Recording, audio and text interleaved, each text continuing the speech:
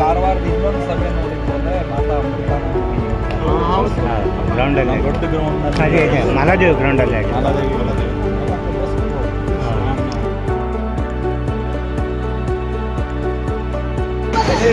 Madam madam madam madam victory symbol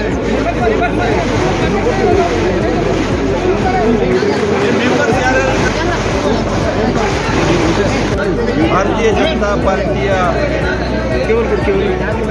ನಮ್ಮ ರವಿರಾಜ್ ಅಂಕೋಲೇಕರ್ ಅವರು ಅಧ್ಯಕ್ಷರಾಗಿ ಆಯ್ಕೆಯಾಗಿದ್ದಾರೆ. JDSನ ಪ್ರೀತಿ ಜೋಶಿ ಅವರು ಉಪಾಧ್ಯಕ್ಷರಾಗಿ ಆಯ್ಕೆಯಾಗಿದ್ದಾರೆ.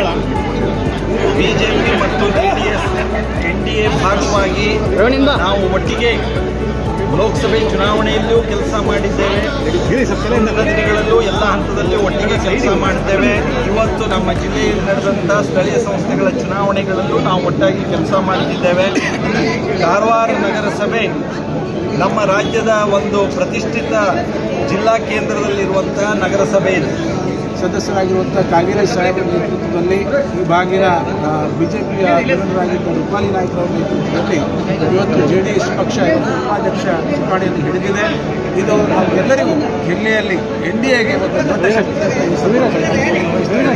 ಮುಂದಿನ ದಿನ ಹೆಚ್ಚಿನ ಅಭಿವೃದ್ಧಿಯಾಗಿ ನಮ್ಮ MP ಸಾಹೇಬರ ಸಲಹೆಯೊಂದಿಗೆ ನಾವು ಮುಂದೆ ನಮ್ಮ ಕಾರವಾರ ನಗರ ಈಗಾಗಲೇ ಕೇಂದ್ರದ ಒಂದು ಬಿಂದುವಾಗಿದೆ. ಯಾಕಂದರೆ ಸೀಬೋರ್ಡ್ ಪ್ರಾಜೆಕ್ಟ್ ಆಗಲಿ, ಬೇಗ ಪ್ರಾಜೆಕ್ಟ್ ಆಗಲಿ ಬಹಳ ದೊಡ್ಡ ಪ್ರಮಾಣದಲ್ಲಿ 2ನೇ ಹಂತ 3ನೇ ಹಂತ ಅಭಿವೃದ್ಧಿ ಆಗ್ತಾ ಇದೆ.